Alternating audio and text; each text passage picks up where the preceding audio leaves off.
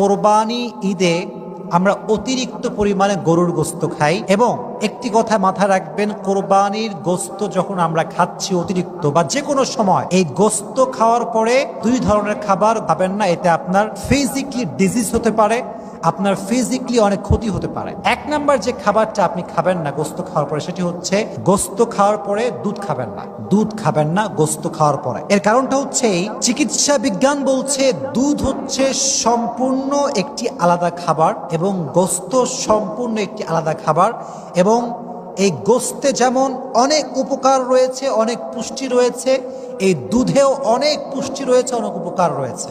এখন একটি বিষয় আপনাকে বুঝতে হবে, যদি আপনারা দুটো পুষ্টিযুক্ত খাবার একসঙ্গে খান, ফলে আপনার হজম শক্তিতে সমস্যা হতে পারে, এটা হজম করতে কষ্ট হতে পারে, ফলে আপনার পেটের ব্যথা, বুকের ব্যথা হতে পারে, বমি বমি ভাব আপনার হতে পারে। এজন্য গোশত খাওয়া